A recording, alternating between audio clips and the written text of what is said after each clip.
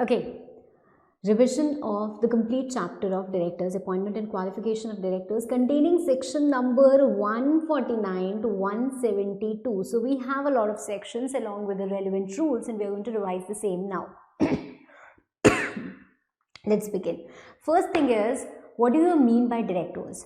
See, directors are someone who are appointed to the board of the directors of the company. Directors do not have any power individually, they have collectively power, right? They have collective power, which is, you can say, the board of directors or the directors or the board. These all three terms are synonymously used, and they have the power. Why do we need directors? Because company is an artificial person and company cannot run on its own, so we need someone to direct the company. All the company directions cannot, decisions, actions, directions, they cannot be done by the shareholders who are the investors of the company. Simple reason being because they are in huge number and everyone cannot be interfering in the management of the company. That's why we need directors to manage the company. So Companies Act has divided the whole powers of company into two authorities. One is the board of directors and other is shareholders. So at times we need permission from shareholders, and the day-to-day management is being handled by the board of directors. Section 149 mandates that every company must have board of directors. Section 149 tells us that minimum number of directors and maximum number of directors, what are they? Minimum number of directors you need 1, 2 and 3. 1, 2 and 3. 1 for OPC, 2 for private and 3 for public. And maximum number of directors for all types of companies is 15.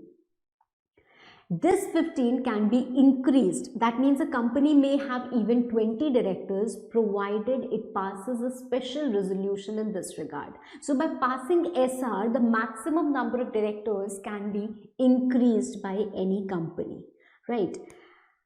This particular requirement does not apply to Section 8 company as well as government company, not applicable to government and Section 8 company, right?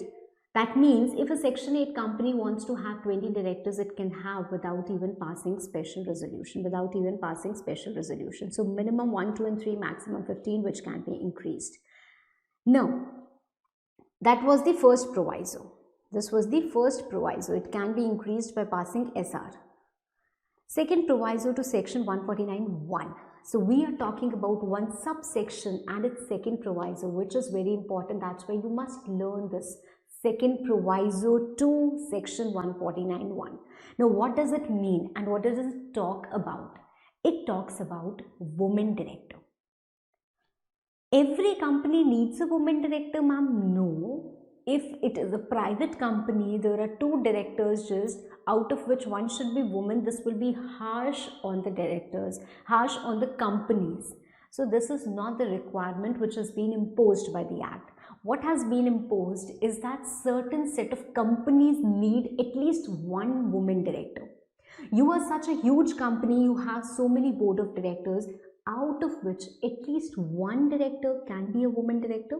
So this is the mandatory requirement which is imposed on listed company, and listed company means listed public company only pursuant to the definition pursuant to amendment in section 2 clause 52 definition of listed company, which I'm not discussing here again right now. And if it is other type of public company, then it has to satisfy either of the 2 criteria. Paid up capital more than or equal to 100 crores or turnover more than or equal to 300 crores. Fine. So if it's a listed company, one woman director must. If it is an unlisted public company, if you come under these 2 categories, any of these 2 categories, then you must have one woman director. Fine, ma'am.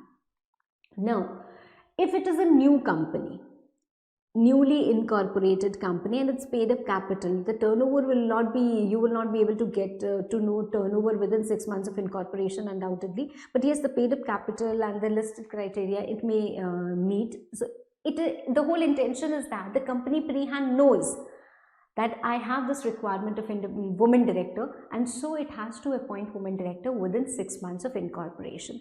Otherwise, we don't have any specific clarification or law given as to if the threshold increases by when woman director should be appointed, right? All the directors are being appointed in general meeting, and so this woman director will also be appointed. If we look at the financials, and if we find the financials, yes, it is crossing the threshold, thereafter this will be appointed. But what if it is a listed company and a woman director was appointed for a tenure of 5 years, but before that only the woman director died? This gives rise to intermittent vacancy, because if it is not filled, it has to be filled, because if the woman director has died, there is no woman director, and it is non-compliance of law, so it must be filled. Who has the power to fill it? The board has been conferred the power to fill it. By when? Immediate next board meeting or 3 months, whichever is later. So intermittent vacancy has to be filled within this particular time limit. Okay, within this particular time limit. Now, section 149(3), resident director. This is for all types of companies. Even if you are a private company, you are a public company, or a one-person company, you need at least a resident director. Who is a resident director? Someone who stays in India. For how long? For more than or equal to 182 days in previous financial year. More than or equal to, that means if a person stays for even 182 days, he will be called as a resident.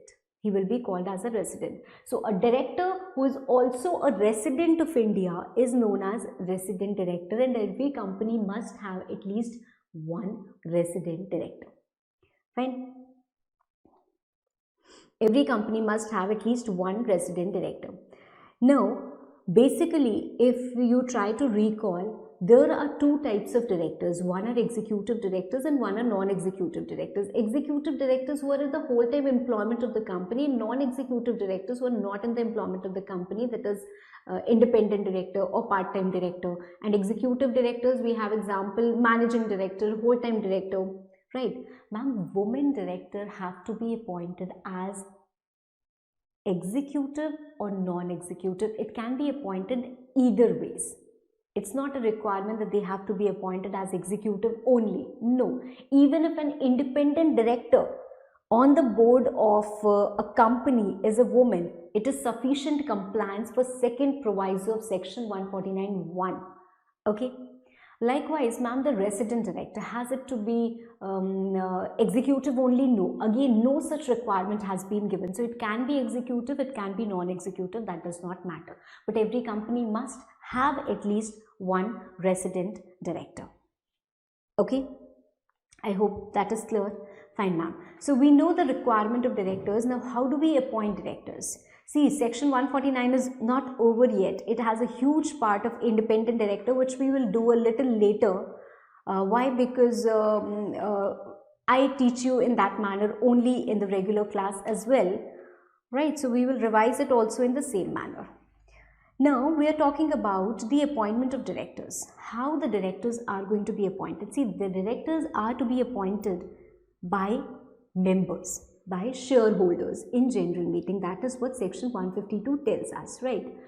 However, in certain cases it can be appointed by the board of directors also. It can be appointed by NCLT also, and it can be appointed otherwise also.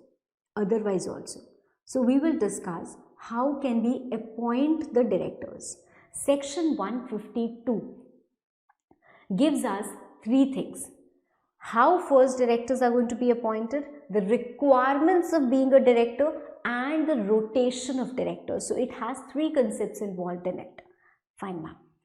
Who can become a director? An individual.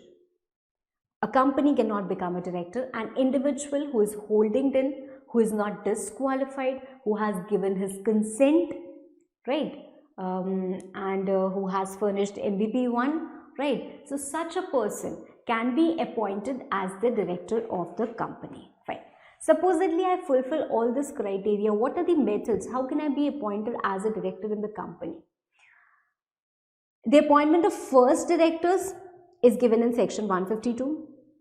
The appointment of subsequent directors is given in section 160, and the appointment of retiring directors is given in again section 152. So that's how the appointment is spread over different sections. Okay, ma'am. So every director who has to be appointed to the board of the company must have DIN. What is DIN? It is an identification number which defines who you are, right? So anyone who wants to become a director in a company must have DIN, director's identification number. Without DIN, you cannot be appointed as a director in the company. So you must have DIN. How do you get it? There are two sources of obtaining DIN, DIR 3 and SPICE Plus. We'll read about this later. Okay, fine, ma'am. So you obtain DIN, you give this DIN, and you give a declaration that you're not disqualified, DIR 8. You give your consent, DIR 12, to the company. The company in turns file form DIR 12 for your appointment within 30 days of appointment, right? Section 170 mandates the requirement of filing return, DIR 12, for appointment and wherever there is change in the appointment or change in the directorship or KMP. Okay, fine, ma'am.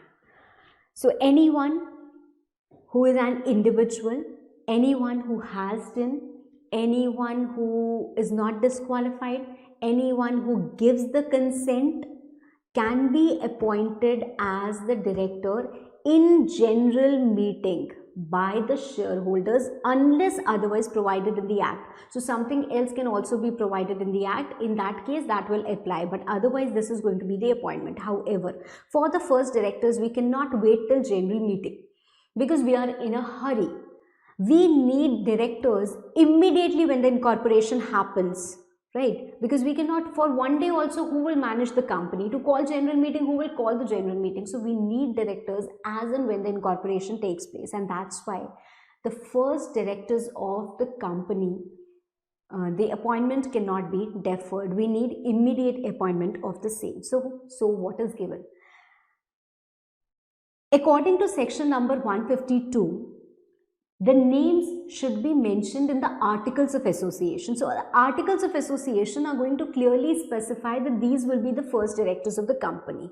Supposedly the articles of association don't specify. They will specify the manner. How will they be appointed? Supposedly they don't even specify that. So we will check whether table F can be applied or not. If we have specifically striked out table F that it shall not apply, then it shall not apply. Otherwise, it will be applicable if our articles are silent. What is table F? Table F is the model articles of association for a company limited by shares. So if our articles give the name Mr. X and Y will be the first directors, they will be. If it has given the manner, they will be elected in such a manner, elect in that manner. If first 2 points are not applicable, table F will apply. What does table F tell us? Table F tell us that it will be decided by the subscribers. It will be decided by the subscribers, whoever has subscribed to the memorandum. Supposedly, no name is given in articles. We don't say provide the manner, and we say that the table F shall not apply. In that case, the individual subscribers become the first directors of the company. See, the subscribers may be individual, they may not be individual. A company can become the member of another company, right? So maybe on the memorandum of association of that company, a company has signed, right? A company's common seal is affixed or their representatives have signed. Quite possible. A company cannot become the director for another company. Only individuals can become the director, because again company will be an artificial person. So all the individual subscribers become the first directors of the company. Okay, fine, ma'am. First directors are going to hold office till the ensuing general meeting, and after that they can be reappointed or they may leave. If they want to be appointed again, they have to give their candidature. Because for appointment in general meeting, how appointment at general meeting is going to happen? When you give your candidature under section 160, your name is proposed and general meeting, the shareholders pass OR and appoint you as a director. So now that is going to happen. Fine, ma'am. And after that, you can be appointed as rotational director or non-rotational director in case you are a director of a public company.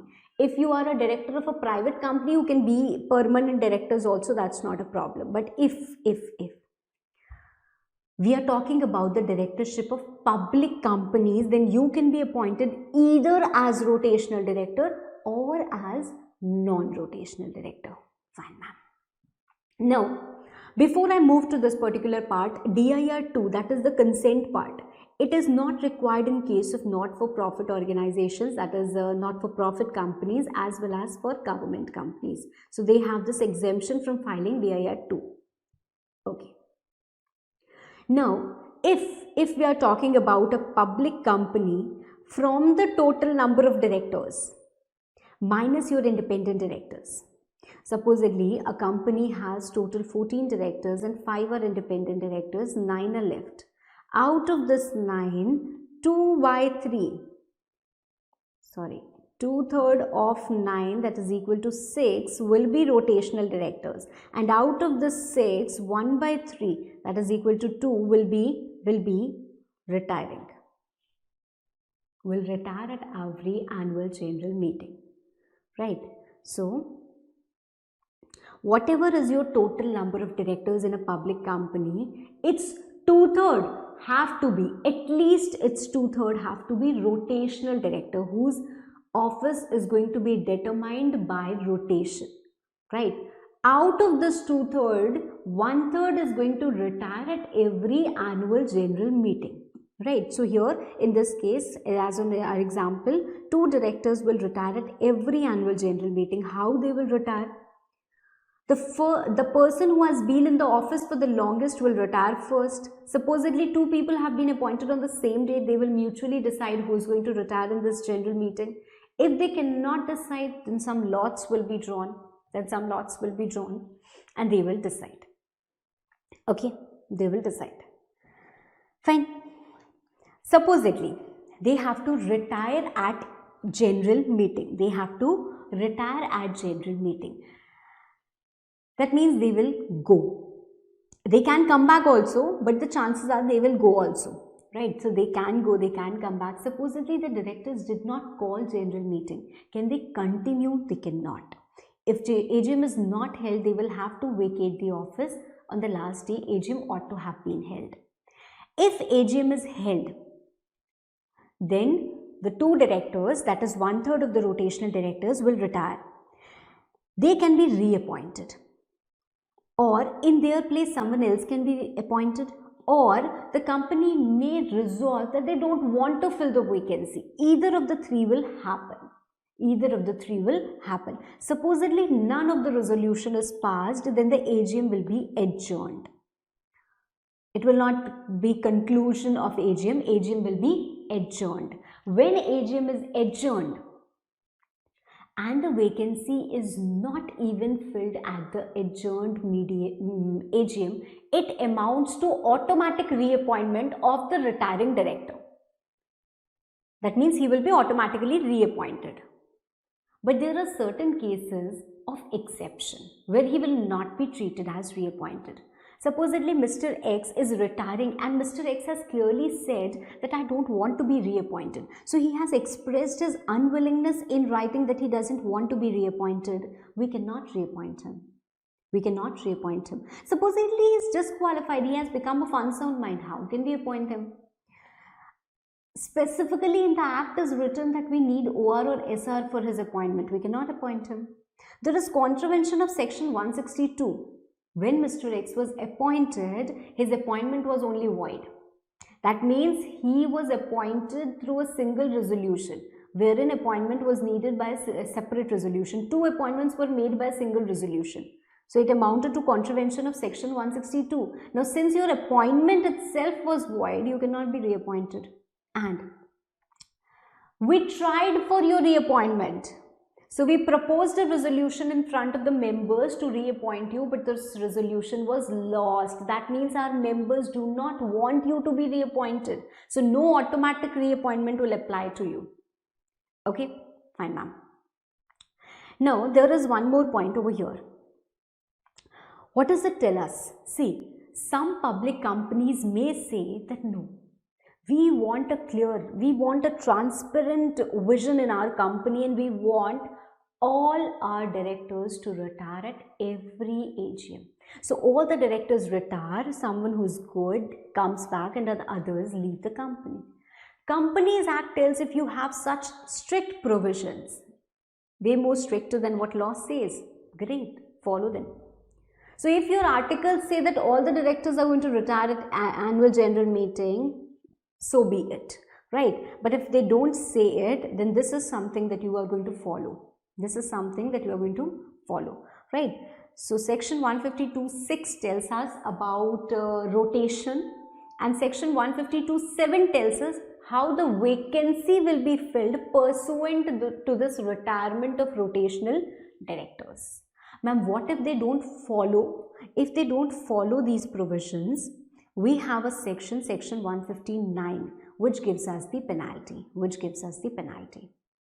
Section 159 tells us that if you contravene section 152, this penalty will be attracted. So the penalty is not given in section 152, rather it's given in section 159. The rotation part does not apply to unlisted government company or its subsidiary. Fine. Okay, ma'am. Section 160. Section 160. What is it? It is a section for new candidates. That means, see, who will be the first directors? They will either be the subscribers, or they will be someone who is known to the board. Supposedly, I am incorporating a company and I know an efficient person. I will take his consent and I'll write his name as the first director. So I know that person knows me. That's why he could be the director. But section 160 gives a chance to anyone. If you want to be the director, you can propose your candidature. So anyone can propose candidature. Just to screen out, or just to have those serious applications, there is a deposit, a refundable deposit of 1 lakh. It's not refundable in all cases, but it's refundable in these 2 cases. So what you have to do is, if I am a member and I want to become a director of my company, or if I am not a member, or if I know someone, I can propose his candidature also. So we propose someone's candidature.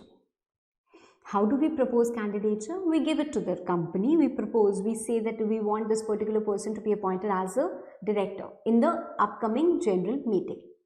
What you have to do is, you have to give a 14 days notice to the company. That means whenever company is going to hold its general meeting, 14 days prior to that, you must give that notice, plus 1 lakh rupee deposit. Now this deposit will be refunded if the person is elected as a director, or even if he is not elected but his votes are 25%, more than 25% of the total votes which have been cast, it shows that he was a serious and eligible candidate. So in this case also the refund is made. Fine. So you serve this notice to the registered office of the company. What does company do? Company sends this notice of candidature at least 7 days before general meeting to all the members. It can be done by sending individual notices or a public advertisement in 2 newspapers, English and vernacular. And it also has to be placed at the website of the company. Fine. So all the members receive this notice that someone has been proposed to be a director. At the annual general meeting, simply by passing ordinary resolution, they can appoint the director, or if the resolution is not passed, the person will not be appointed. The section does not apply to a private company, because in private company, not everyone gets the power that they can nominate themselves. No. It does not even apply to a 100% government company, wholly owned subsidiary of such 100% government company, and section 8 company where election is happening by ballot system, right? Okay, fine ma'am. In certain cases, you don't need deposit. Why? or in what cases? In case of independent director.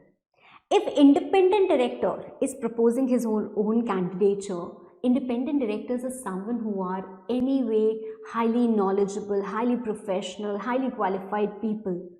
You cannot doubt and you cannot say this is not a serious application. Of course it's damn serious. So they don't need deposits. Moreover, if a person is recommended by board or NRC, probably they are the people who have much knowledge, and if they are recommending someone, he is a deserving candidate only, right? So in this case you don't need a 1 lakh deposit.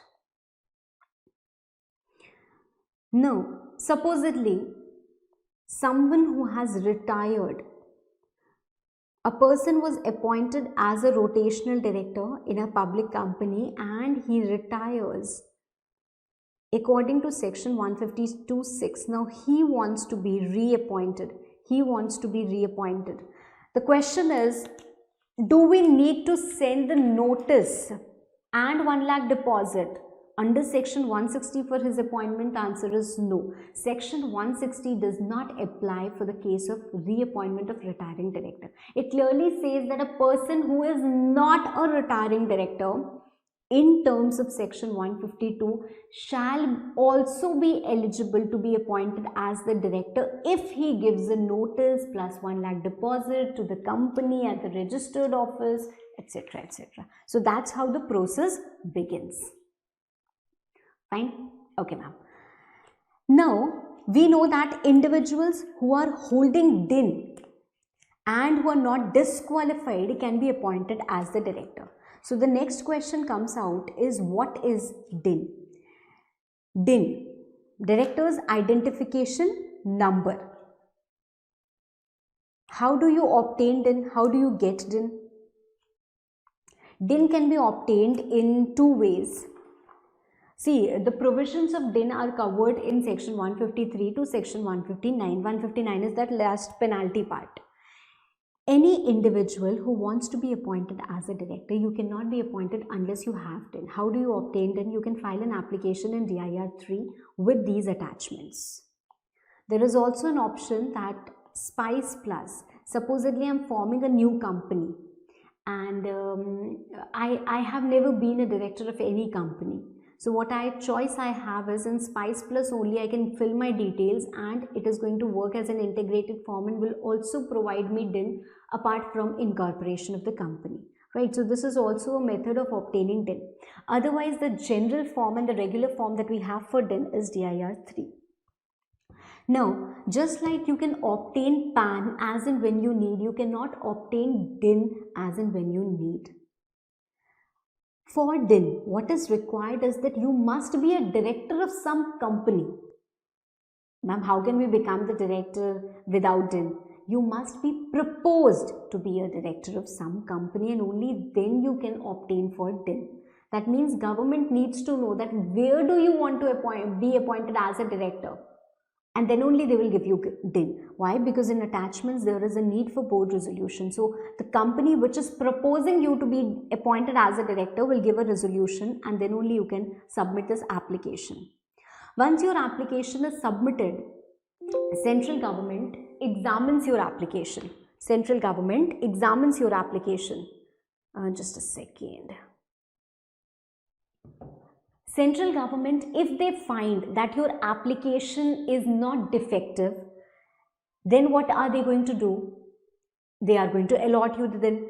But if they find that yes, your application is defective, then they are going to intimate you via mail or via website, and you have to rectify the defect within 15 days. So you get a chance to rectify the defect within 15 days. Supposedly the defect is rectified, then again you can be allotted DIN, and if you do not rectify the DIN, then it has to be rejected. Right, so the application will be rejected. Now whatever DIN you have obtained is going to stay with you for your life. No matter in which company you become a director. You become a director in XYZ, PQR, X Limited, Y Limited, doesn't matter. One DIN for all the companies and one DIN for your life. It's not going to change. It's never going to change. Fine. Okay, ma'am. Only one DIN is allowed for every individual. Just like you cannot have a duplicate PAN, you cannot have a duplicate Aadhaar, likewise you also cannot have a duplicate DIN. Okay, so first thing, you make an application for DIN in DIR 3. Second thing, central government allots you the DIN when they find the application is in order. Third thing, you're prohibited to obtain more than one DIN. Okay, whatever DIN you obtain, supposedly, if now you want to become the director of any company, you cannot become without DIN. But for the directors who were already directors, before these rules came into picture, before this concept of DIN came, they were already directors. Now they are also being given a time limit that they have 1 month from the receipt of DIN. They have to inform central government.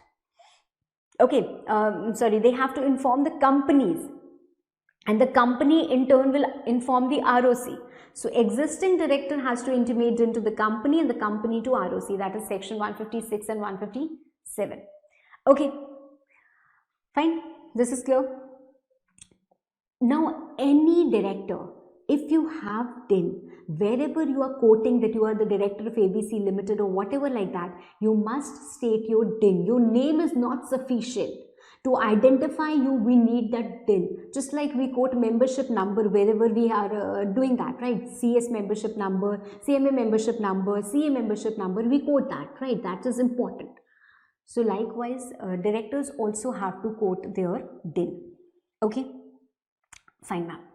Now tell me ma'am something, that can we surrender our DIN once we have obtained the DIN? Can we surrender the DIN? The answer is no. You cannot surrender the DIN just like that. Supposedly I have worked as a director in a company, I have done enough fraud, and now I simply surrender my DIN and I go away, and now I take another DIN and I become the director of some other company. So whatever frauds I'm doing, I'm never traceable. Can I do that? The answer is no. The answer is no. But supposedly I have unused DIN. Unused DIN. That means, ma'am, how can that be the case? I was being proposed to be appointed as a director in some company, and that's why I made an application in DIR 3 to obtain DIN. I obtained DIN, but in this company OR was not passed for my appointment, and so I could not be appointed. And thereafter I have not been appointed in any company as a director, but I have DIN. I know that I'm not going to use this DIN, so I want to surrender this DIN. Can I? Yes, you can. If you have unused DIN, you can surrender that DIN to the government, and the government is going to deactivate your DIN, right? Otherwise we don't get this power. Otherwise we don't get this power. Then what happens, ma'am? RD or central government can cancel or deactivate our DIN. When? If we have duplicate DIN. If our DIN is being obtained in some wrongful manner, that means we have given some misinformation and we have got DIN, or we have got DIN with the intention to deceive someone. In both cases, our DIN can be cancelled. If we die, if we turn out to be of unsound mind, if we turn out to be insolvent, if we surrender our DIN, or if we fail to do KYC. If we fail to do KYC, that can also lead to deactivation of DIN. What is KYC? What is KYC? We have a rule 12A. Earlier you had to read a lot about KYC, not now. What is KYC? Know your customer, right? So know your director. Basically, it is an annual e-verification. Whenever you become a director of some company, every individual who holds DIN, no matter you are a director or you're not a director, you are holding DIN, you have to file this form DIR 3 KYC. And every financial year there has to be a simple verification DIR 3 KYC web through that, right? So all your records are available. It is an online facility. You just approve the same. Why? Because the government records cannot be updated. We're talking about directors. We're talking about the corporate world. The records cannot be old. right? So they have to be updated from time to time, and the responsibility is being conferred on the person holding DIN. If you have DIN, it's your duty to do that. If you don't go for annual e-verification, your DIN will be deactivated. Fine. Okay, ma'am. We also have another rule, Rule 12, which talks about the changes in DIN. So whenever there is any change, not in DIN exactly, in our details, maybe my address has changed. So it is my duty that I intimate the company within 15 days. Moreover, I file DIR 6. I attach the proof of change. It is verified, that is the DSC of CA, CS, CMA is attached. I submit the form for verification. Central government incorporates all the changes and informs ROC also. Ma'am, why this is happening? Why don't we directly file the form to ROC? See, you are doing an online filing only. So you are filing this DIR 6 also on MCA website, but it goes to the central government and not to the ROC. Why? Supposedly, I am a director in a company of Kolkata, Mumbai, Delhi, Karnataka. So I am a director of 4 companies in 4 different states. To which ROC it will go? So the DIN cell intimates it to the concerned ROCs. Fine, ma'am.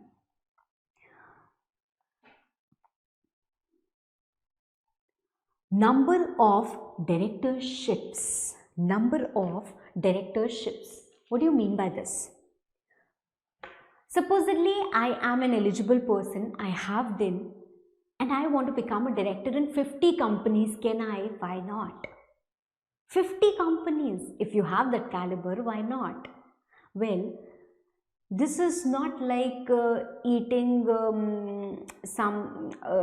donut eating competition or a puchka eating competition or something like that. It is becoming a director in companies, which requires time, effort, energy, efficiency, everything. And the government itself has given a very generous limit of 20, out of which 10 can be public companies. So if you are a director in 20 companies, you should know that you are highly efficient, like Rajnikant or something, right? You cannot be holding 20 directorships in active companies just like that, right? So we have a limit. What is the limit?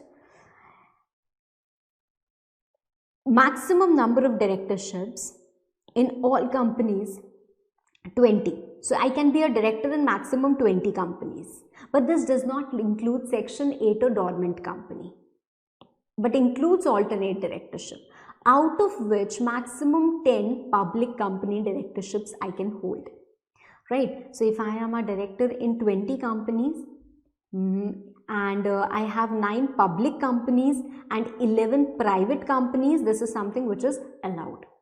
But 11 public companies and 9 private companies, it is something which is not allowed. Now, when I am computing which is the public company directorship, I have to make sure that I include this also. What is it, ma'am? Private company, which is either a holding to some public company or it is a subsidiary to some public company.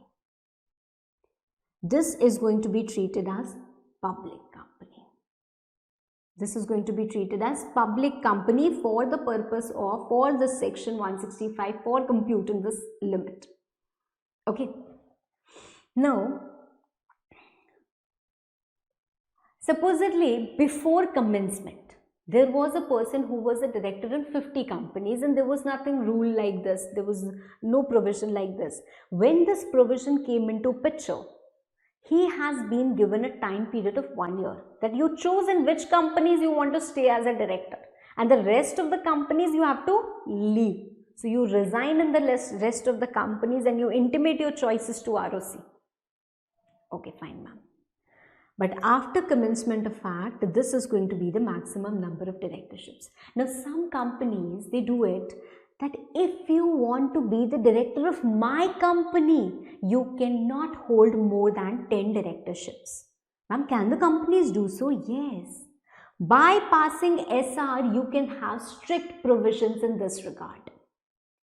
So you can reduce the maximum number of directorships. You cannot increase it. You can reduce the maximum number of directorships. Fine. So that was section number 165. Section 164.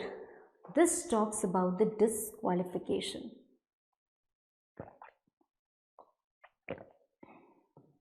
See, this section is divided into three parts.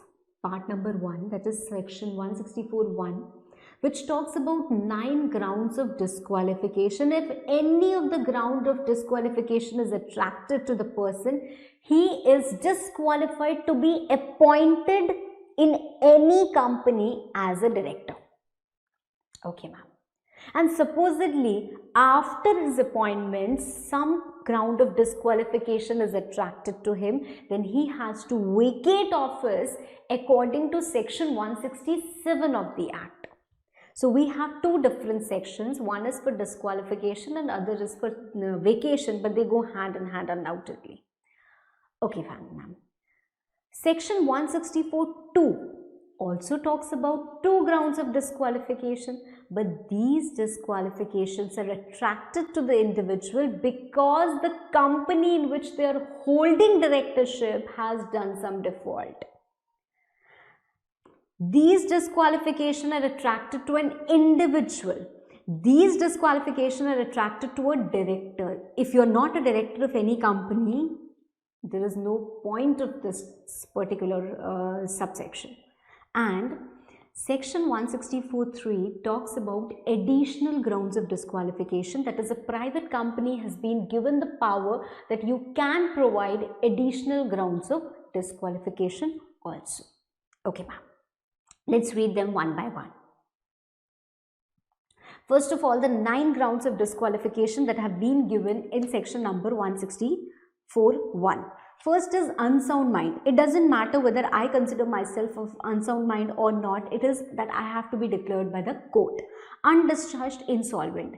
The court has declared you as insolvent, but you have not been discharged yet. So in that period, you are undischarged insolvent. Third, if you have applied for insolvency, but you have not been declared by the court as insolvent or not or solvent, whatever, that means your application is not disposed of yet. You have applied.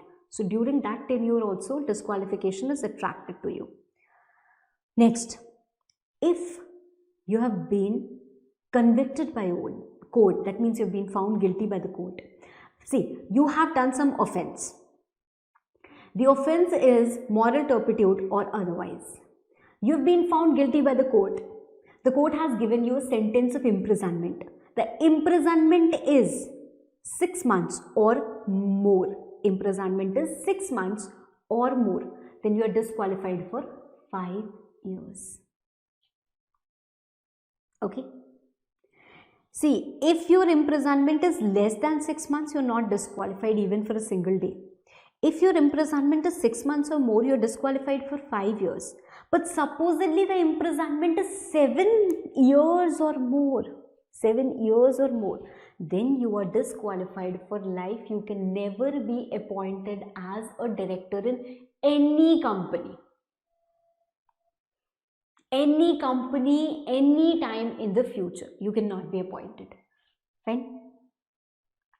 Whatever disqualification we are checking is, of course, at the time of appointment of director. So whenever you want to appoint, you check whether the person is of unsound mind, discharged, insolvent, is his application pending, has this disqualification attracted to him. For 5 years, he will be disqualified. 5 years from the date of, not court's order, but from the date of expiry of his sentence. So when he has completed his tenure of imprisonment of 1 year, 6 months, 2 years, whatever it is, after that 5 years, he has been disqualified. After that 5 years, he will be disqualified. Next, court's order. If the court has given you an order that you are disqualified, you are disqualified, simple. Unpaid call till 6 months. Now this is for shareholders. See, a director may be a shareholder, he may not be a shareholder. It's not imperative that he has to be a shareholder only. If he is a shareholder or if a shareholder wants to become a director, then he has to check this disqualification also. I am a shareholder of the company. The share price of the price of one share is equal to rupee 10, out of which 6 I have paid to the company, 4 is unpaid. The company calls for this rupee 4 and I fail to repay it. I fail to pay it. Now imagine appointing someone like me as a director who cannot pay her own call money. You think I have the capability to collect other people's call money, to be responsible for the compliances? No, this shows my responsibility, how irresponsible I am, right? But this irresponsibility cannot be checked at the immediate moment, right? So we have been given a time period of 6 months. 6 months. Right. So during the 6 months, if I pay, the disqualification is not attracted to me. The disqualification gets attracted to me when the tenure of, or when the period of 6 months has elapsed from the last day fixed for payment. Okay, then I am disqualified, and this particular disqualification attracts only for company in which call money has not been paid. In which call money has not been paid, and not in other companies. So in other companies I am qualified to become a director. Only in this company I cannot become a director. Now supposedly you are already a director. So I vacate the directorship according to section 167 and I cannot be reappointed. Reappointed till when? Till I pay this call. Offense under section 188, related party transactions offense. So if I have been found guilty for this offense, I cannot be appointed. Till when?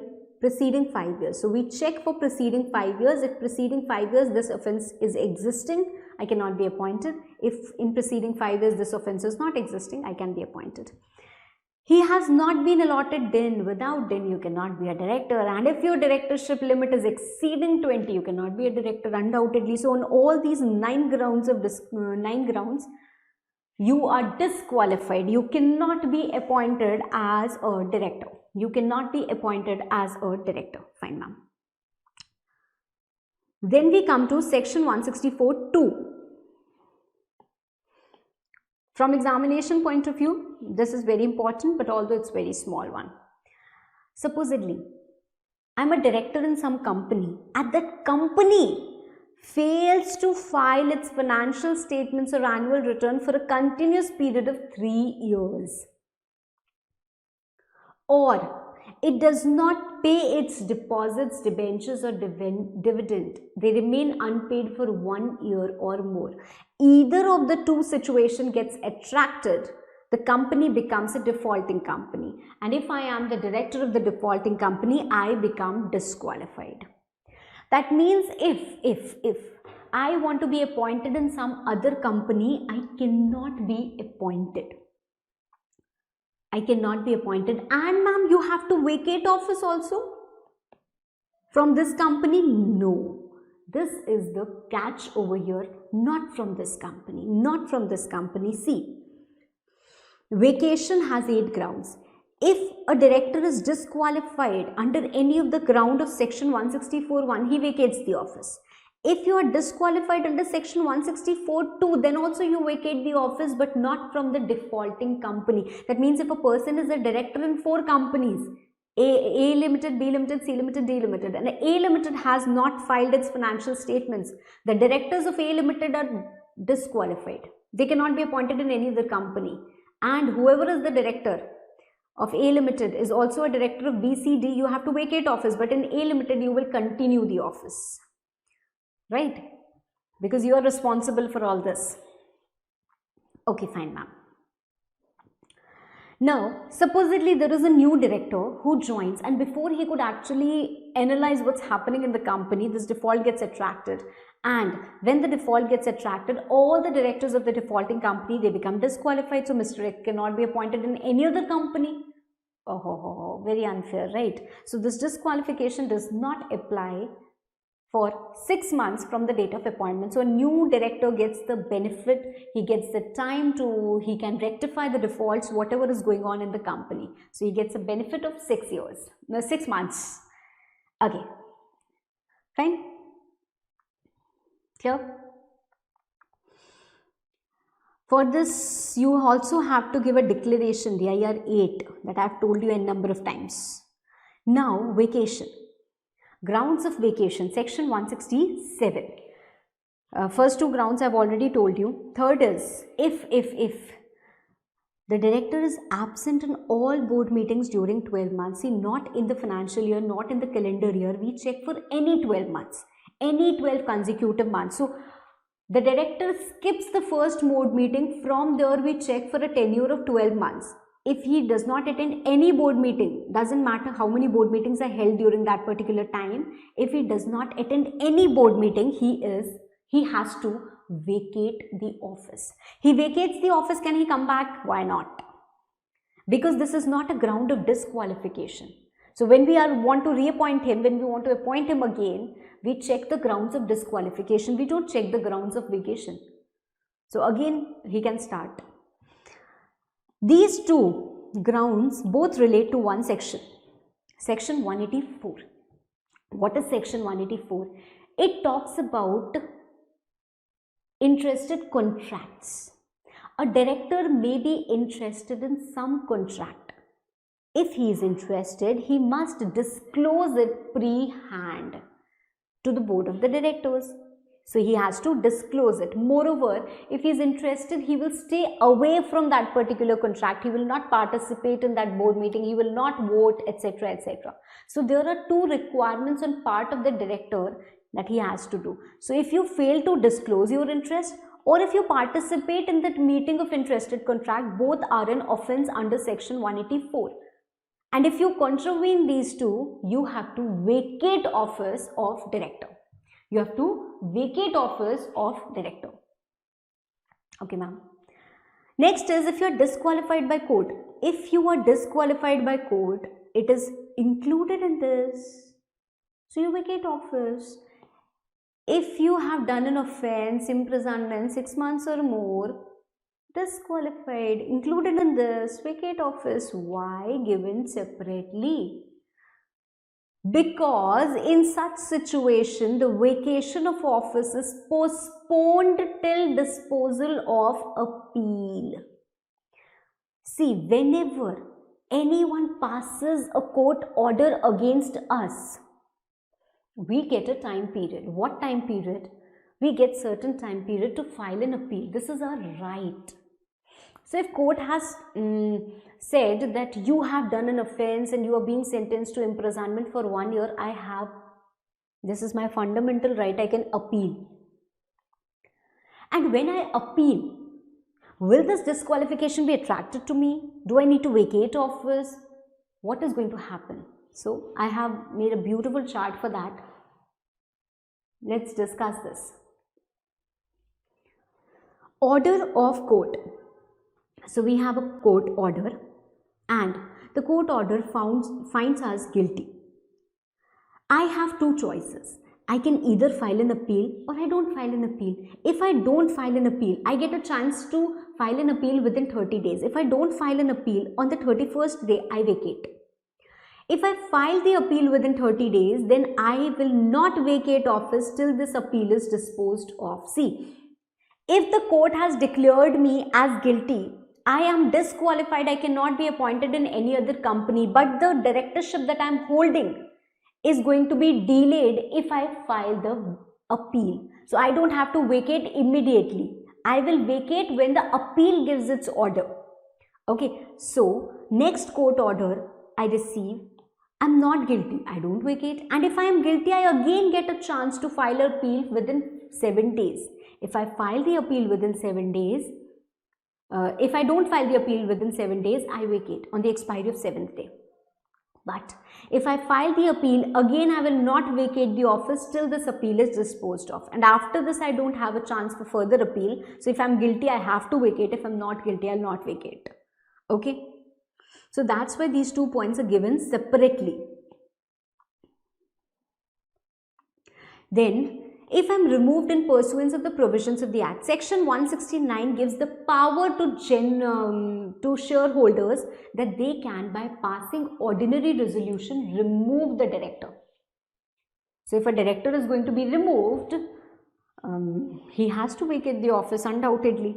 And moreover, if he is appointed by virtue of holding office, if he is the CEO of a subsidiary company and he has been appointed as MD because he is the CEO, if he ceases to be CEO, he will cease to be MD also. Simple. There can be a situation that all the directors have vacated the office. Now, the company again cannot run on its own. So, we need the directors.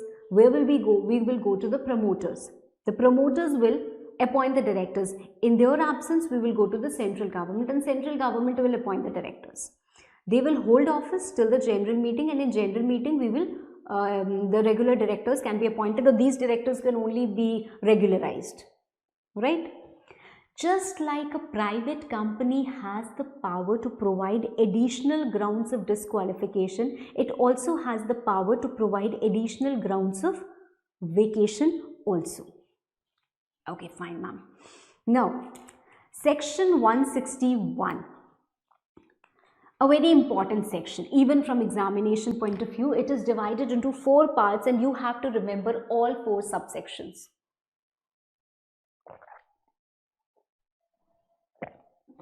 Section 161(1) additional directors, 161(2) alternate directors, 161(3) nominee directors, and 161(4) casual vacancy. 161(1) additional directors. Who are additional directors?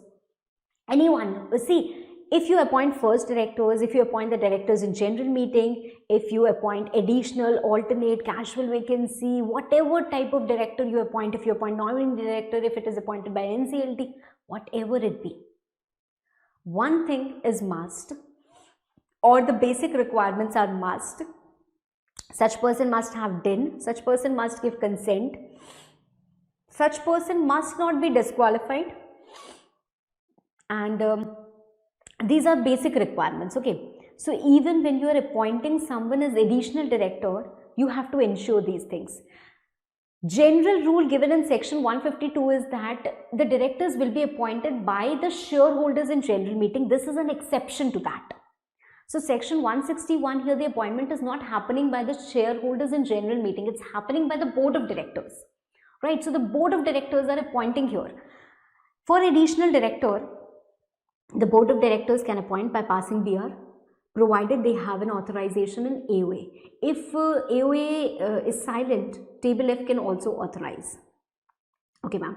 So if the board has authorization, they can appoint someone as additional director by passing board resolution.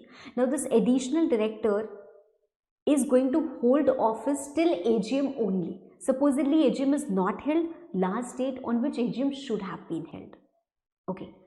Supposedly Mr. X, he was proposed in the general meeting and he could not be appointed because his resolution was lost. Now he approached the board of directors and they appointed him as additional director. This is something which is not allowed. Someone who has been rejected by the members cannot be appointed by the board. So a person other than someone who failed to be appointed at general meeting can be appointed as additional director. Alternate director. Alternate director. If a director goes out of India for 3 months or more, right, the board has the power. From where do they get the power? They get the power from either articles of association or through ordinary resolution in general meeting. So if they have this power, they can fill the vacancy of that director by appointing someone else. How? Simply by passing ordinary resolution. Now, he is a replacement. Although you have to understand that alternate director is not a proxy of the original director, he is not the agent of the original director, he is having a separate terms of employment with the company, but it is just that he is appointed to fill that vacancy. So if the original director returns, he vacates. If the term of original director expires, he vacates. So he cannot hold office beyond that particular period. Moreover, a person who is going to be appointed as an alternate director has to be someone who is not already a director of the company, and one person cannot hold alternate directorship for more than 1%, right?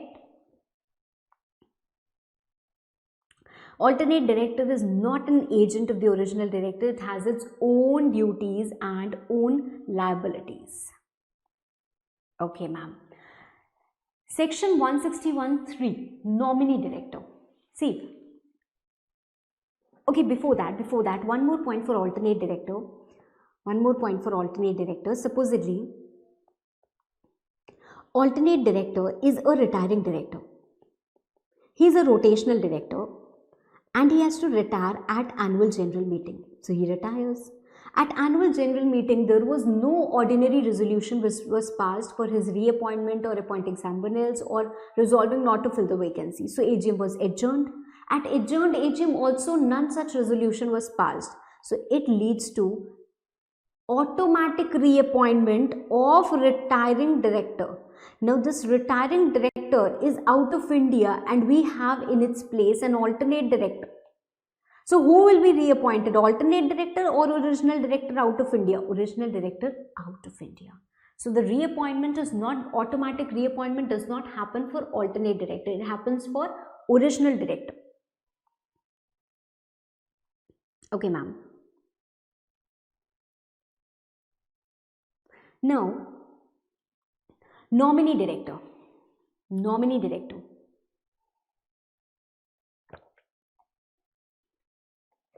For alternate directors, you have to remember all those basic points, that it does not matter whether the original director is going to out of India for whatever purpose. So the purpose is not important. When he comes back, he has to vacate, right? So all these minute points also we have to remember.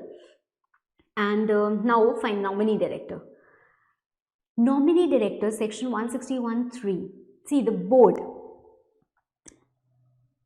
if he gets the board gets a nomination, that means supposedly the company has taken loan from a financial institution and they have an agreement that we are going to give you loan only if you allow one person who we are going to nominate to be a part of your board of directors. So financial institution is nominating a person and the board has to appoint that person as a nominee director on their board. Likewise, it can be nominated by central government if they have a shareholding, of course, in a government company. So that is the situation, and it can also be in pursuance of some law. So if the law states or mandates, that is also going to be nominated.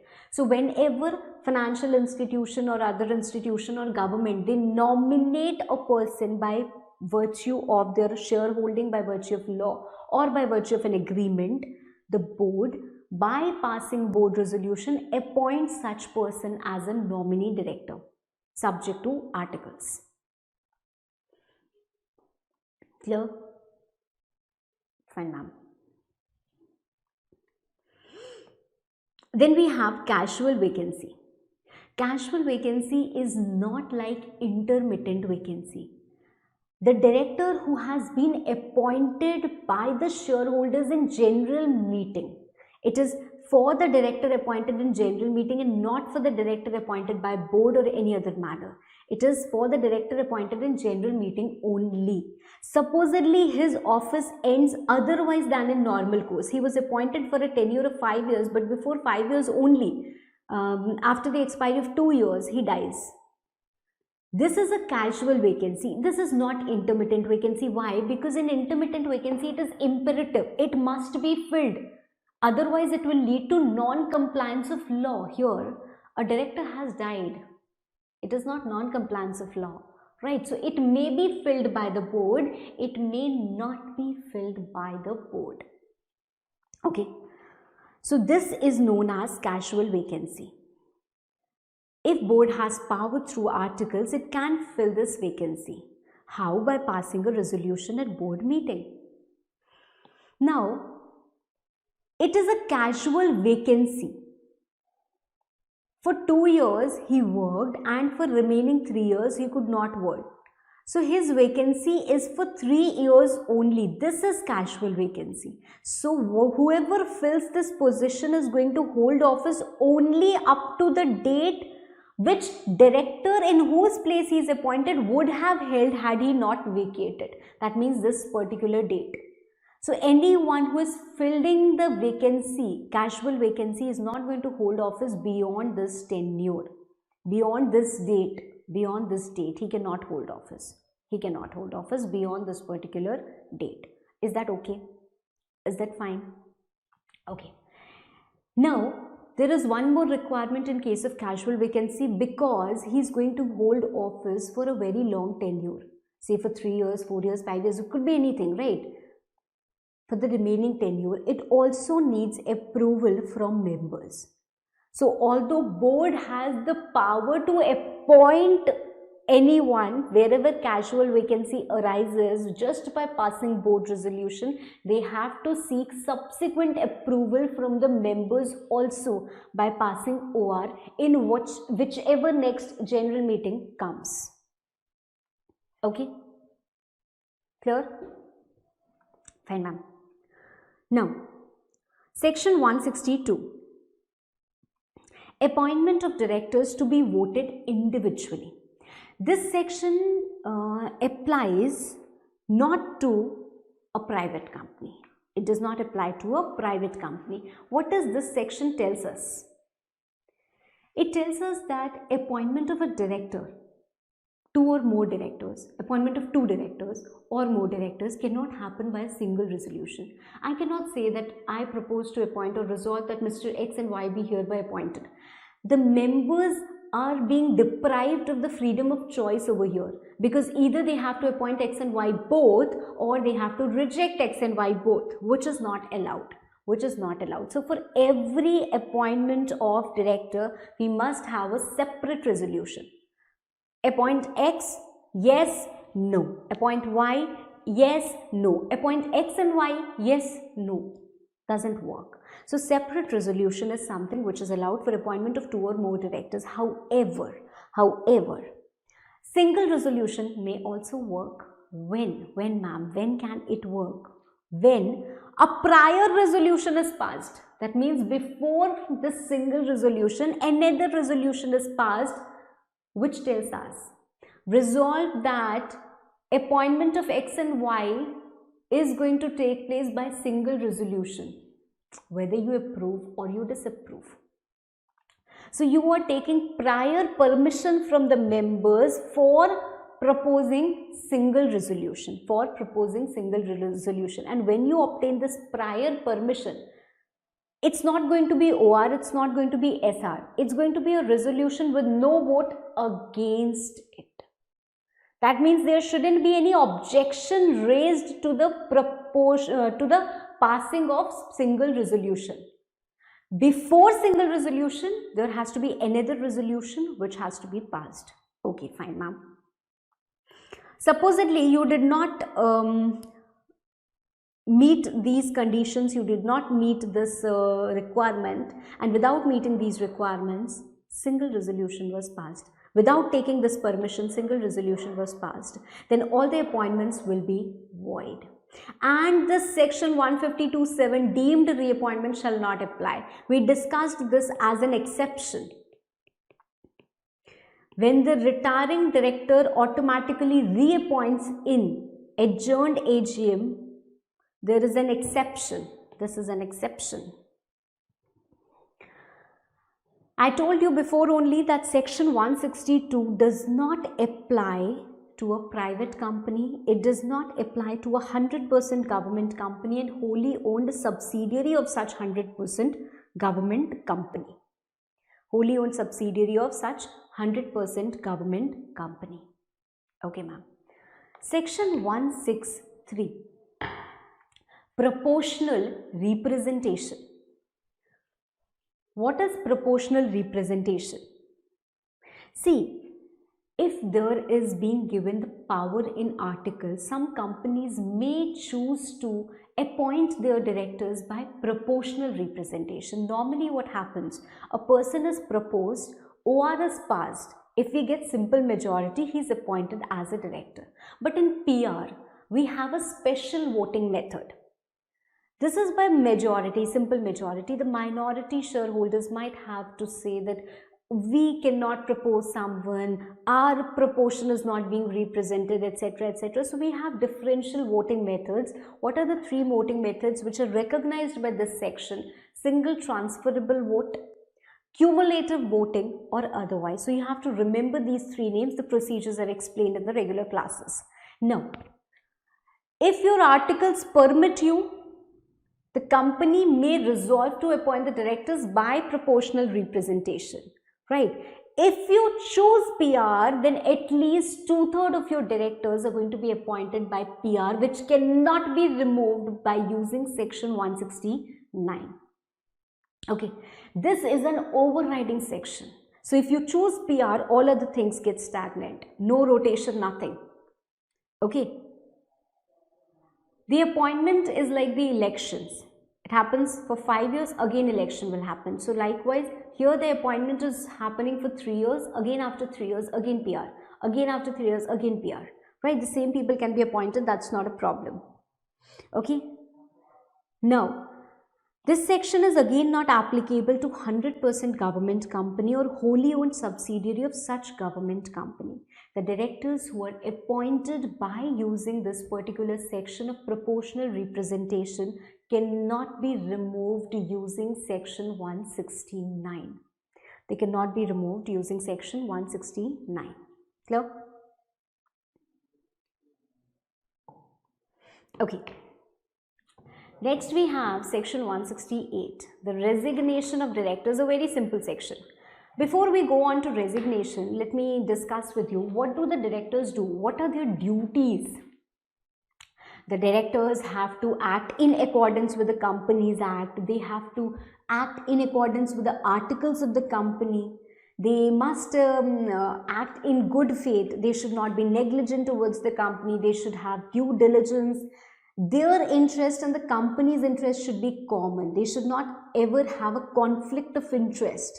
They should never attempt to have any undue advantage of any situation or gain anything which make secret profit or anything like that, right? And more importantly, prohibited to assign office. This is the most important duty which is covered under section 166 of the Act.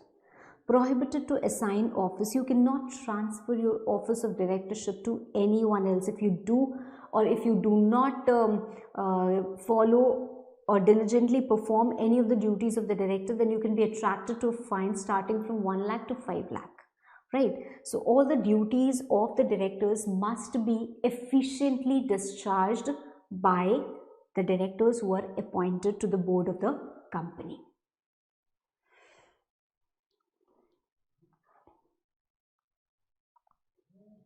Okay? Fine. Now,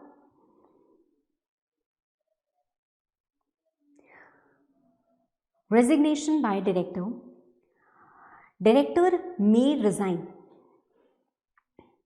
Director cannot be stopped by anyone else. If it wants to leave the company, he or she may leave the company. What they have to do is, they just have to give a notice in writing to the company, right? The company, it is company's duty to further inform ROC that their director has resigned. So there is a form DIR 12, within 30 days of receiving that resignation, you have to inform ROC. Whenever a director is giving resignation to the company, the resignation is going to be effective from the date when the company receives resignation or the date you have specified in the notice, whichever is later. So from that date, your resignation will be treated to be effective. Okay, fine. And when the board comes to know about the resignation, they have two duties. They have to intimate ROC, plus they have to also include it in their board's report. As and when it will be made. Now, there is an optional requirement given in section 168 which tells that a director who is resigning may also inform ROC, although it is not this duty of the director who is resigning to inform ROC, it is the duty of the company to inform ROC. But you may also voluntarily inform ROC within 30 days of giving resignation in DIR 11. In DIR 11. Okay, fine, ma'am. Now here also there may be a possible situation that all the directors have resigned. So again we will go to the promoters. The promoters will fill the position of directors, and if it cannot be filled, then the central government is going to take charge, right? Central government will appoint the directors. Next is section 169, which talks about the removal of directors. What happens? Supposedly the board wants to remove any of the director. It cannot. The power to remove director is with the members. How can they do it? By just passing ordinary resolution. Now, removal before expiry of their term, because when their term has expired, they automatically leave and vacate the company. Before the expiry of their term, the members have the power that they can remove the directors, right? But for removing the directors, you must send special notice to the company. And to send special notice, you must be eligible. How do we come to know whether we are eligible to send special notice or not? Section 115, right? So it tells us that the members who are holding at least 1% of voting power or 5 lakh paid up capital in value is eligible member. So if you have the eligibility to send a special notice, send a special notice. This is just a name, nothing very special about it. It's just that this notice has to be sent 14 days before general meeting to the company. General meeting, any meeting, AGM or EGM. This special notice can contain two things. One, remove, we propose, or the intention, we intend to propose for the removal of Mr. X as a director. Point number one. Or it may say, we intend to propose to remove Mr. X as a director and appoint Mr. Y in his place. So there are two situations. One is you just want removal, and the second is you want replacement. So when you want replacement, you suggest a name also. And when you want removal, it's just removal, right? So there can be two probable situations. So you give this special notice to the company. Now what does the company do? The company sends a copy of this notice to the concerned director, for whose removal the notice has been received. This concerned director gives a written representation to the company, what he has to say to its members, right? This written representation is being requested by the company to be forwarded to the members. But what happens sometimes?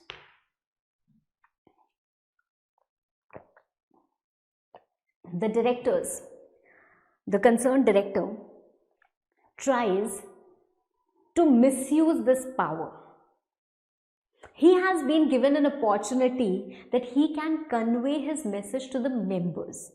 But instead of using this opportunity, he is misusing the power and writing all the bad things that he can about the company, about its directors, about its management, etc., etc. Now, when the written representation reaches to the company reads it, they get disturbed. And they feel that how can we let this be circulated to our members? So to seek a solution, they may move to tribunal. So they make an application and they say that we understand that the director has a right to make a representation, but such type of representations that he is making cannot be circulated. So the tribunal might order that there is no need for circulation of this written representation, or reading it out at the meeting, right? So in such case, this written representation may not be circulated. Otherwise, it will be circulated. Fine. So eligible member sends special notice to the company forwards the copy to director gives written representation to the company sends written representation plus notice 7 days before general meeting to the members. Quite possible there is time constraint or any other thing, and the meeting and the notice as well as the representation could not be sent, so it will be read out at the meeting. That's not a problem. And quite possible it is sent. Whatever the case be, general meeting is held. By passing OR, the director can be removed. Now, when he is removed before the expiry of his terms, it again leads to vacancy which has been created. Right? Ideally, this is a case of casual vacancy, but supposedly we got the special notice of replacement and Mr. Y's name was also proposed. So, by passing OR, Mr. Y can be appointed. Supposedly, he was not appointed or no name was proposed. Then it will amount to casual vacancy which can be filled by the board by using section 161(4). Okay. So, we are removing directors just by passing OR. There are certain type of directors which cannot be removed by OR. What type of directors? Director who has been appointed by the tribunal, the director who has been appointed by proportional representation, the nominee director, and see, independent director, he is appointed for 5 years by passing OR. He can be removed by OR. He is appointed again for 5 years, that means for his second term, by passing SR. He can be removed also only by passing SR. He can be removed also only by passing SR. So, independent director in second term removal requires SR. Clear? Okay. Now, broadly we have completed the chapter and we are left with two important topics, independent director and SSD. Before that, section 170. What is 170? It tells about the maintenance of register. So, every company has to maintain a register of directors as well as KMP. This is going to be maintained at the registered office, which shall also be open for inspection by the members according to section 171. They can inspect this. It will also be available in every annual general meeting where members can come and see it. They can take extracts. It is company's duty to provide extracts within 30 days. If you fail to do so, an application can be made to ROC and ROC will order you immediate provision of the same, right?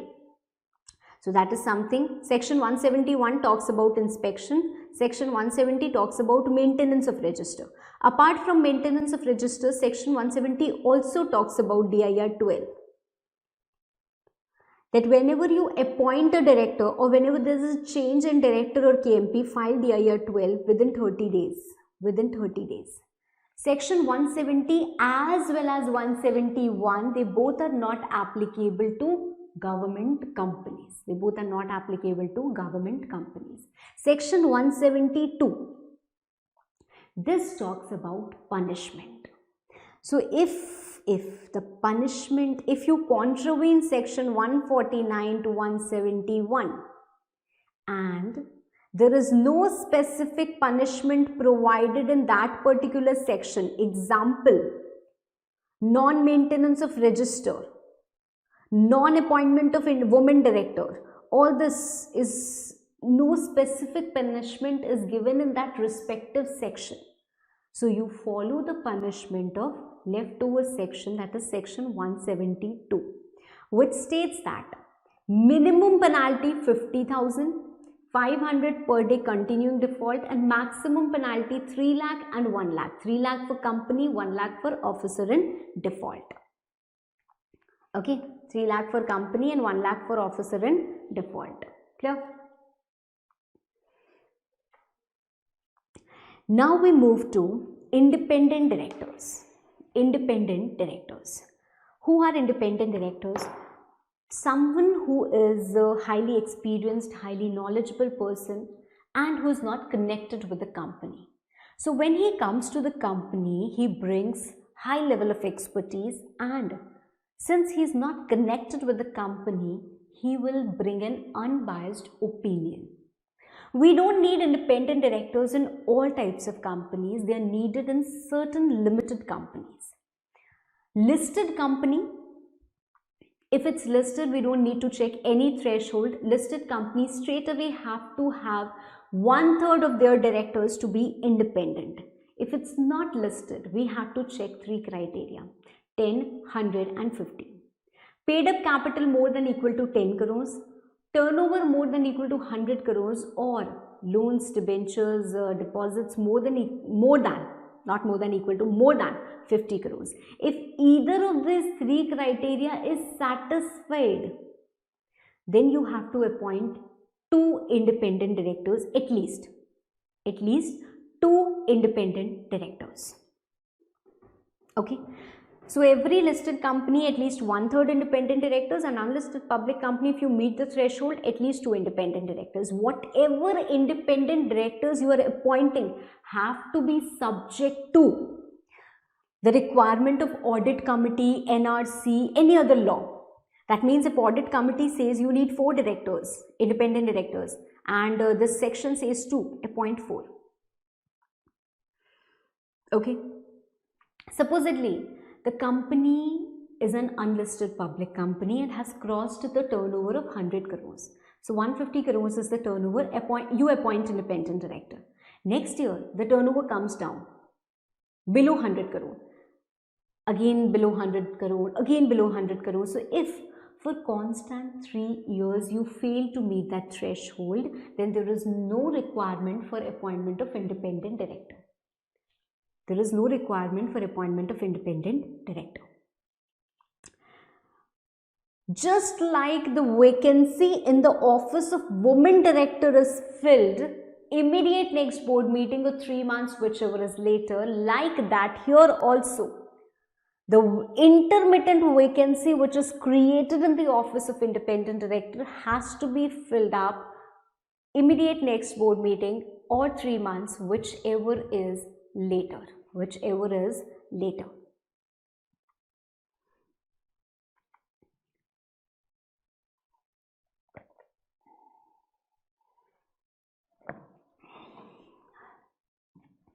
To appoint anyone as independent director, what is needed is the person should be an individual. He should not be disqualified. He should have given in. He should have given consent.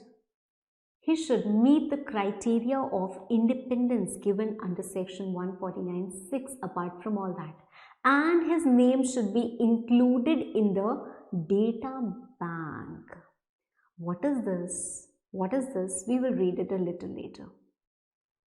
Okay, so all these requirements, if they are fulfilled, then his name can be proposed, and when his name is proposed, he is appointed in the general meeting by passing ordinary resolution. Okay, ma'am. To be an independent director, independent director comes under the category of non-executive director. So you cannot be MD or whole-time director or nominee director. You cannot be these 3. And if you are not these 3, then if you meet the criteria of independence, you can be appointed as independent director. So not MD, not WTD, not nominee director, and satisfying all conditions below can be appointed as independent director. Point number 1. He should be the person of integrity, experience and expertise. Not in our opinion, but in the opinion of board. If it is a government company, in the opinion of respective ministry. He should not be the promoter of company holding subsidiary associate. This you can call as CHSA, this you can call as cash, this you can call as group, however you may learn it. not related to PD, that is promoter director of cash, PD of cash. Someone should not have a pecuniary relationship, that is a monetary relationship with cash or with PD of cash during preceding year or 2 preceding years, during financial year or preceding 2 years. Now this has an exception. It is quite relaxed that if your pecuniary relationship does not exceed 10% of total income, it's okay, you may have it.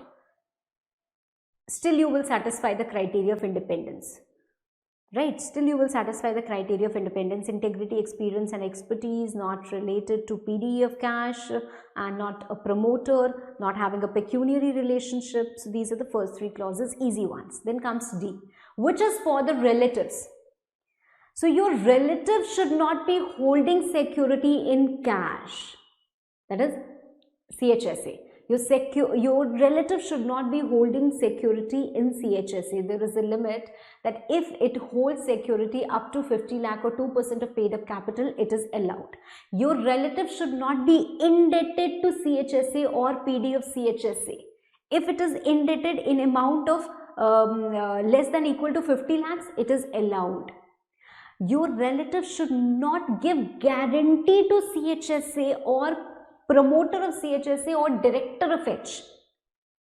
If it gives a guarantee for an amount less than 50 lakhs, it's okay. It's okay. You can write for an amount of 50 lakhs or more. Right? It's okay. Your relative should not have a pecuniary relationship with CHSA for an amount 2% or more of turnover or total income. Pecuniary relationship, again monetary relationship. We have done a detailed discussion on all these points, right? So now I think you are well in a situation that you can quickly recall this, and this is learnt by you, right? Okay, so clause D was for relatives, 4 points.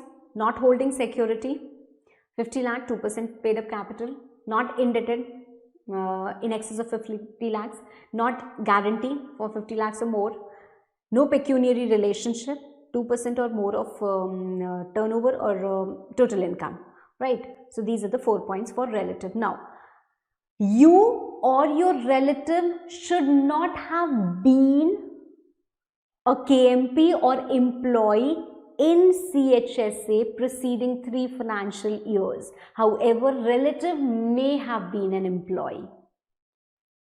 You or your relative should not have been employee, proprietor or partner in audit firm of CHSA, CS firm of CHSA, cost auditor firm of CHSA, or such a legal firm which is getting 10 or more % of its total income from CHSA, right, in preceding 3 financial years. You with your relative should not hold more than 2% of the voting power of company. You with your relative, you or your relative should not be a director or executive of such NPO which is getting 25% or more of its receipts from CHSA or the director or promoter of the company, or holds 2% or more voting power. Who possesses other qualification as prescribed. What are the other qualification prescribed? You can be an expert in finance, you can be an expert in law, management, sales, marketing, administration, research, any other discipline, etc., etc. Fine. Now, every person who is going to be appointed as an independent director must give a declaration that yes, he has fulfilled the criteria of independence. So whenever you are appointed as independent director, in the first board meeting that you participate, in the board meeting of every financial year, and wherever there is a change in circumstance, you have to give a declaration. It is your duty. We have a code, Schedule 4, code for independent directors, how independent directors must react to the situations, how they should behave. You must follow that. You must follow that. What will you get? because you cannot get salary, you are not an employee. You would get profit related commission. Even if there is no profit in the company, then also you will get commission, then also you will get some amount. You will get sitting fees, right? You will get reimbursement of expenses, okay? But you will not be entitled to stock option. That is one thing that you need to remember. You will be appointed for 5 years. For 5 years. You may be appointed for a shorter term also, but you cannot be appointed for more than 2 consecutive terms. And any term shorter than 5 years will also be treated as one term only. So here you can be appointed for 5 years by passing OR, again for 5 years by passing SR, and then you need to have a cooling period. Then you need to have a cooling period for 3 years. Cooling period for 3 years. Again, you can be appointed for 5 years. Okay. During the second term, if the company's shareholder want the independent director to be removed, they have to pass SR for removal. OR will not suffice. OR will not suffice. Okay. Now, whoever is the independent director or any non-executive director, he cannot be held liable for everything that's happening in the company. He will be liable only for those acts where he has given his consent, he had knowledge, or he had not acted diligently. Only for those cases he will be responsible. Only for those cases he will be responsible. Independent directors don't retire by rotation. Don't retire by rotation. Now, as I told you about data bank, right? What is data bank? Section 150. Section 150 basically tells us about data bank, that central government, see, every company, it is mandatory for listed companies and the companies which are meeting this criteria, it is mandatory for them to appoint independent directors. From where will they get these independent directors? For which central government has maintained a data bank. Now this data bank has been maintained by the notified institute of government. What is the notified institute of government? Indian Institute of Corporate Affairs has been notified by central government.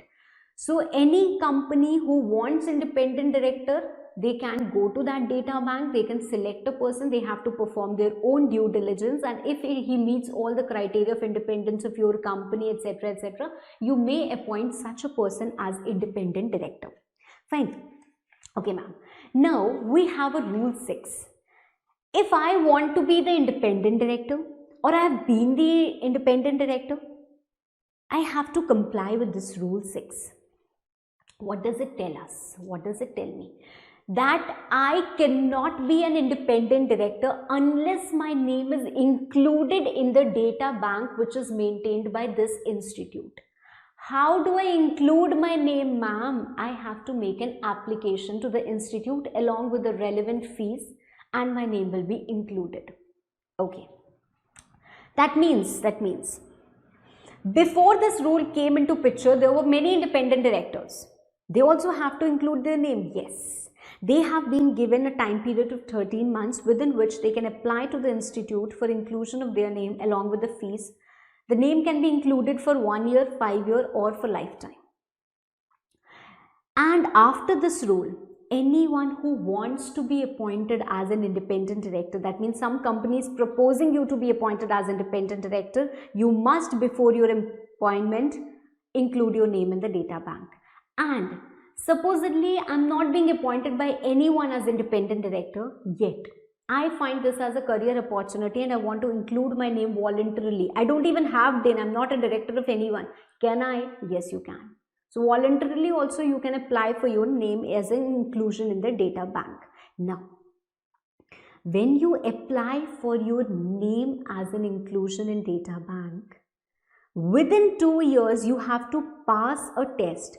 Online Proficiency Self-Assessment Test, OPSAT. With 50% passing criteria, there is no limit on the number of attempts. So within 2 years, you have to pass it.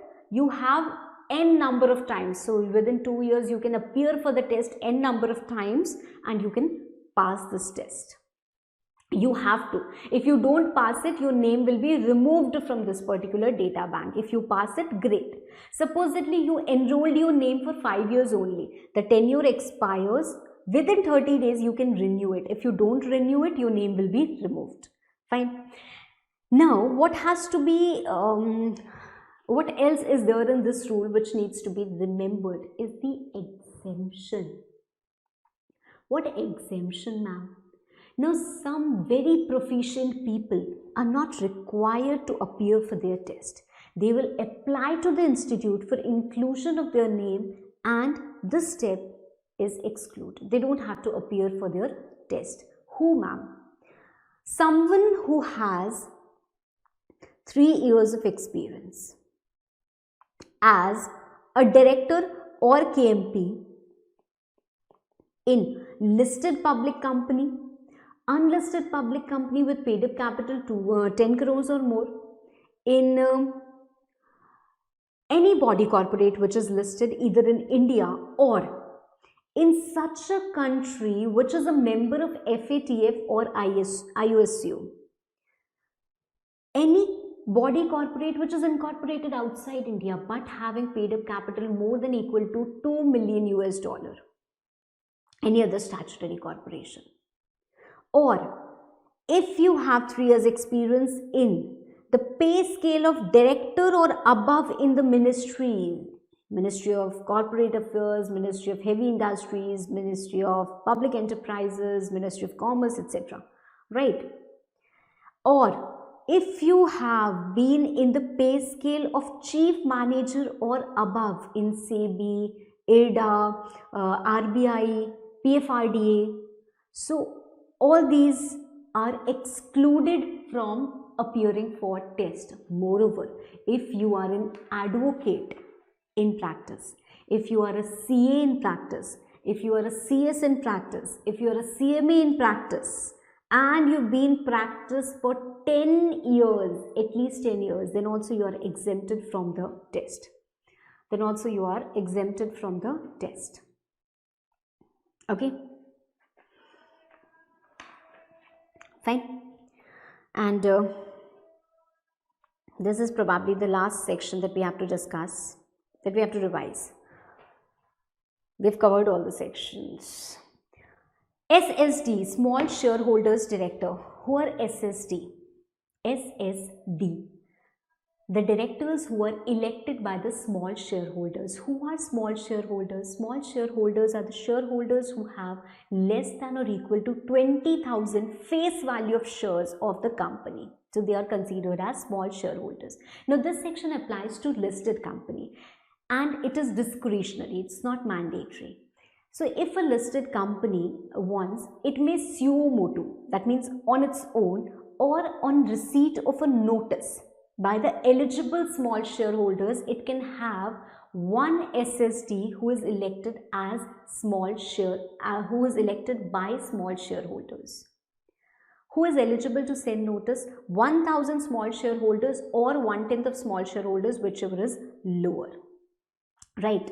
So they will send a notice to the company that we are proposing the appointment of this person as SSD, and this is his DIN, this is his consent, and he has given a declaration that he is not disqualified. Right. So along with these details, they send a notice to listed company. Listed company may have one director elected by SSH. Now this is not a normal election which is happening by all the shareholders. So it's not an ordinary resolution in general meeting. It is the election by small shareholders only. So they meet. Only their meeting happens, and in their meeting by majority votes such a person is elected who is going to be non-rotational, who is going to be independent. So he also has to meet the criteria of independence, section 149(6), and he also has to give a declaration in that regard. Okay, and he is going to be non-rotational. He has a fixed term for 3 years. Can he be reappointed after 3 years? No. Then 3 years will be cooling. Again, then he can be appointed after 3 years.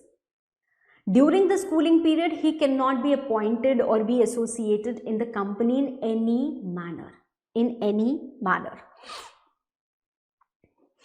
Okay, fine. If small shareholders director, someone who is appointed as SSD, is disqualified under section 164 or grounds of vacation are attracted to him, or he fails to meet the criteria of independence, he has to vacate the office.